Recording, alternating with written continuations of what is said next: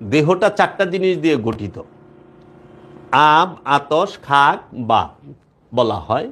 যেরকম আমরা বাংলা ভাষায় যদি বলি আগুন, পানি, মাটি, বাতাস, এই 4 বস্তু 4 তত্ত্ব দিয়ে মানুষের দেহটা তৈরি। আগুন, পানি, মাটি, বাতাস। কিন্তু রহস্যময় বিষয় হইল এই দেহ আগুন, পানি, মাটি, বাতাস দিয়ে তৈরি, কিন্তু এই দেহের মধ্যে, এই দেহ কবরটার মধ্যে যে নূরটা অবস্থান করে, যে জ্যোতি অবস্থান করে, যে আলো অবস্থান করে, যে প্রাণ অবস্থান করে, নফস অবস্থান করে, সেই নফসটি কিন্তু নূর। নফস সে মাটিও না, আগুনও না, পানিও না, মাটিও না, বাতাসও না।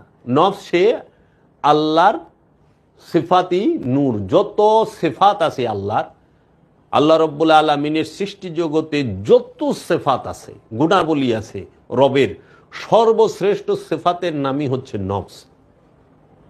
এই নফস, তাও কোন নফস? সবার নফস না, পশু পাখির এই জিন এবং ইনসানের নফস। পশু পাখিরও প্রাণ আছে, উদ্ভিদেরও প্রাণ আছে। সেই প্রাণগুলো থেকে অনেক ঊর্ধ্ব স্তরের, অনেক গুণ সম্পূর্ণ, ক্ষমতা সম্পূর্ণ এবং অনেক উঁচু স্তরে জিন এবং ইনসানের প্রাণ নফস। এই নফস আর রুহের যে সূক্ষ্ম পার্থক্য, সেটি যখন মানুষ বুঝতে পারে না, তখন মানুষ ইসলাম ধর্মের অনেক বিষয়ই জগা খিচুড়ি পাকিয়ে ফেলে। কেউ রুকে নফস বলতেছে, আবার নফসকে কেউ রু বলতেছে, আবার কেউ বলতেছে নফস মারা যাবে আল্লাহ বলতেছে। কিন্তু আমাদের সমাজে যারা ধর্মজীবী মানুষ, যারা ধর্মকেন্দ্রিক জীবিকা অর্জন করেন, তারা একটা শ্রেণী বলতেছেন, বিশাল একটা শ্রেণী, যে রু মারা যায়। আল্লাহ বলতেছে নফস মৃত্যুর স্বাদ গ্রহণ করবে, কুল্লু নফসুন যায়িকাতুল মউত, প্রত্যেক নফস মৃত্যুর স্বাদ গ্রহণ করবে। কিন্তু এই ধর্মজীবীরা বলতেছেন না, রু মারা যায়, রুহের মাগফিরাত কামনা করেন।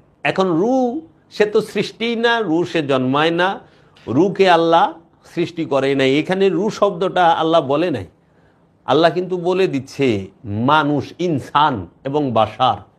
ইনসান এবং বাশারকে সৃষ্টি করা হয়েছে মাটি হইতে, ঘোলা গন্ধযুক্ত এবং কাদামাটি হইতে, আঠালো কাদামাটি হইতে আল্লাহ রাব্বুল আলামিন মানুষকে সৃষ্টি করেছেন। এবং এই এক মানুষ থেকেই, এক নফস হইতেই অন্য নফসকে সৃষ্টি করা হয়েছে, এবং একটি দেহ হইতে আরেকটি দেহ সৃষ্টি হয়। এটাও খোদার রহস্য।